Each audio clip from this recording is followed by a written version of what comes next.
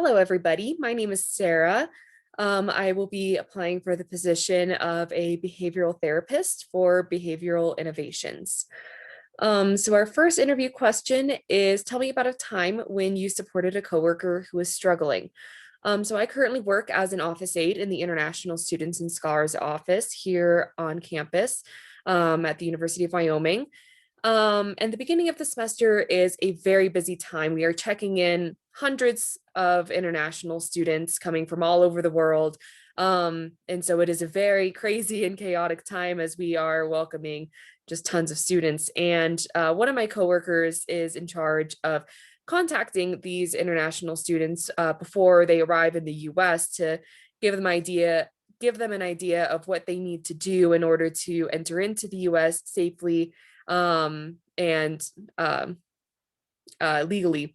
And so this last year, I noticed she was starting to get very overwhelmed with her influx of emails from students who were still unsure about what steps they needed to take. And so I went to her and I asked her what she needed in order to make her workload just a little bit lighter. And so she gave me the rundown of what the student emails should look like and gave me a list of students to contact myself. And so I was able to do that for her and lighten that load so that we could get every single student communicated with and make sure that everybody knew exactly what they needed to do to prepare for entry into the US.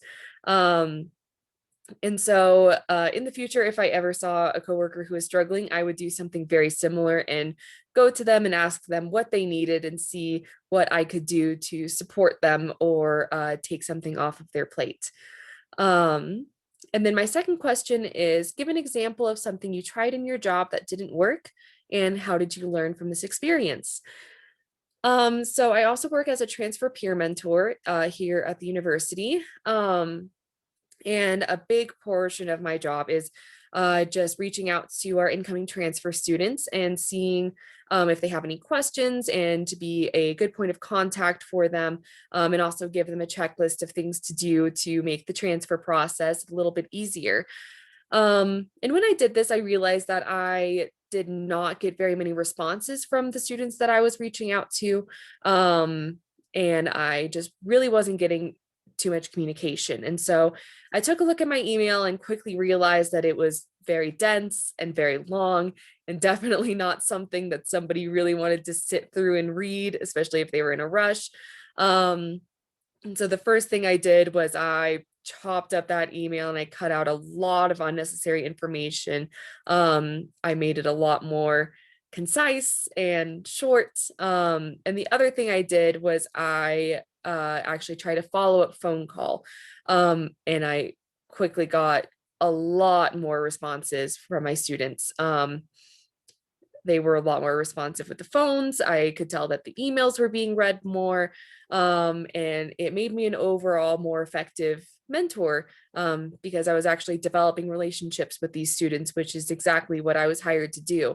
So in the future, if I found out that something just was not working well, I would do something very similar and reassess what I was doing, see where improvements could be made. But I would also want to reach out and see if anybody else had any feedback, especially if I was lacking in ideas of how to make something better.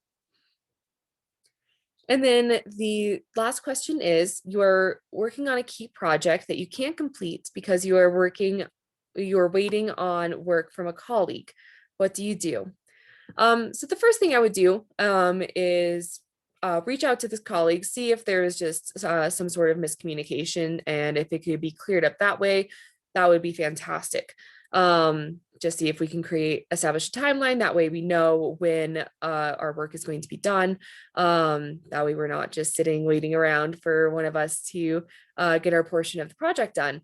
However, if I absolutely cannot get any response from my colleague, and this is something that has a very strict deadline, I would reach out and see if there's anybody else that could complete that portion of the project for them, especially if this is something that's urgent and needs to get done, and is something that I cannot complete by myself.